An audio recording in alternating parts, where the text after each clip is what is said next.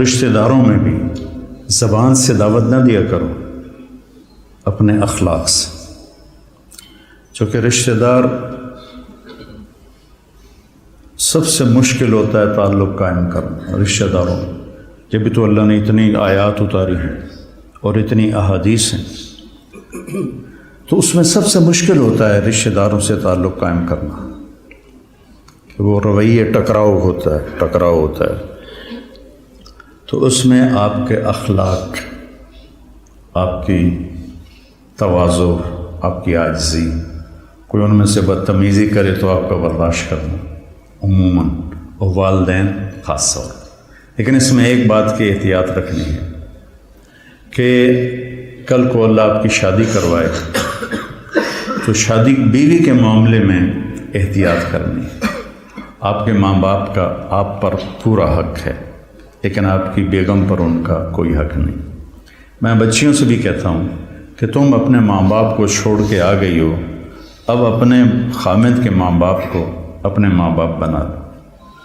اور خامد کے ماں باپ سے کہتا ہوں کہ تم نے اپنی بیٹیوں کی شادیاں کر کے روانہ کر دیا اور تمہاری حویلی خالی ہو گئی بیٹیوں سے، تو تم ایسا کرو کہ یہ جو بہو آئی ہے اس کو اپنی بیٹی بنا لو۔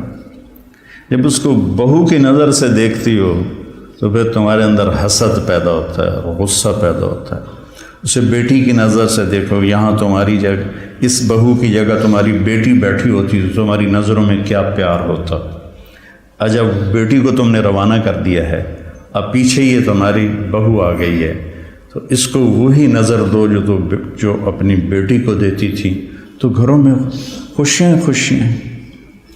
تو ماں باپ کا تمہاری بیوی پر کوئی حق نہیں ہے، لیکن میں نصیحت کرتا ہوں بچیوں کو کہ خامد کے ماں باپ کو عزت دو، ان کی خوشی سے خدمت کرو، اگرچہ تمہارے ذمہ نہیں، لیکن کرنا تمہارے لیے اجر و ثواب کا باعث ہے۔ اور بچی کے ماں باپ سے کہتا ہوں، دیکھو پوری ہدایہ جیسی کتاب میں بھی ساس کا کوئی حق نہیں لکھا ہو۔ خامد اور بیوی کے حقوق، اولاد کے حقوق، تو میری ذمہ اپنی ماں باپ کی خدمت ہے۔ میری بیوی خوشی سے تیار ہو جائے تو اس کا احسان ہے، اس کی نیکی ہے۔ زبردستی کر کے میں کروں ورنہ میں تجھے نکال دوں گا تو یہ ظلم ہے۔ ماں باپ کے کہنے پہ طلاق نہیں دینی، طلاق دے دو بڑی نافرمان ہے۔ اپنی بیٹی کے لیے کہتے ہیں وہیں رہو، وس کے رہو ساڑھے کو نام ہی، اور بہو کو کہتے ہیں طلاق دے دو اسے، کسی کی بیٹی ہے۔ تو اس میں اعتدال کا راستہ اختیار کرنا یہ آپ لوگوں کے ذمہ ہے۔ اور جب بھی بیوی کی تمہیں شکایت سننے کو ملے، پہلے تحقیق کرنا، پھر کوئی بات کرنا۔ عموماً شکایتیں غلط ہوتی ہیں۔ ایک ہماری رشتے میں پڑنانی تھی، رشتے میں مجھے ابھی پتہ ہی نہیں کہ وہ میری کیا لگتی تھی، تو وہ آئی میری نانی کے گھر، تو اندر پردے نال اس کی بہو پیچھے آ رہی تھی۔ میری نانی نے لیا، تو میرے کو پوچھنا ہے اے تھوڑا رنگ پیلا کیوں ہو گیا ہے؟ یہ انہوں سمجھا رہی ہے کہ تو میرے کو پوچھنا تھوڑا رنگ پیلا کیوں ہو گیا ہے۔ اچھا، وہ میری نانی کا ان سے کوئی بانجی بھتیجی کا رشتہ تھا، تو انہوں نے کہا جی ٹھیک ہے جی نانی جی۔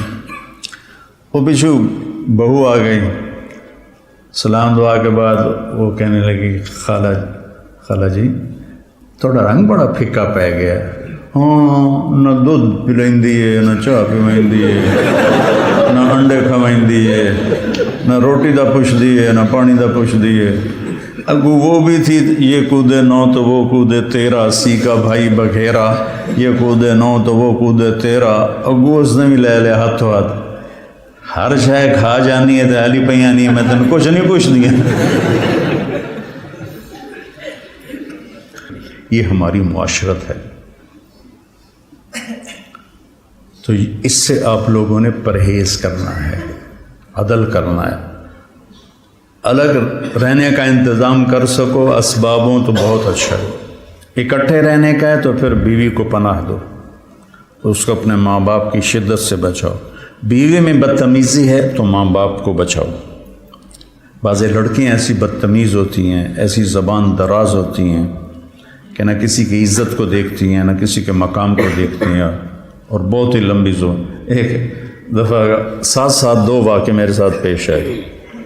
ایک عورت، ایک دوست نے کہا کہ ایک خاتون آپ سے ملنا چاہتی ہیں، اس کے خامند کھرب پتی ہیں، کھرب پتی، کہ ملا دو۔ وہ آ گئیں، 50 سال پلس ان کی عمر تھی، تو بیٹھتے ہی رونے لگیں۔ ایسا ہوتا ہے ابھی پہلے کوئی دکھڑا سنائے پھر وہ بیٹھتے ہی رونے لگے کہ لوگ سمجھتے ہیں میں بڑی خوش قسمت ہوں، بڑے مالدار کی بیگم ہوں، لیکن میں اس دولت کو کیا کروں، میرے خامند کا سلوک ہی اچھا نہیں میرے ساتھ، تو میں اس دولت کو کیا کروں۔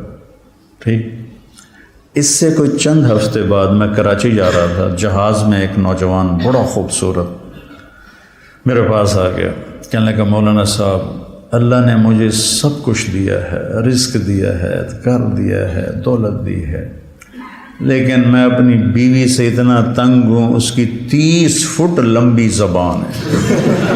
میں کہا 29.5 فٹ کٹ دے، باقی 6 انچ منہ چڑھا دے۔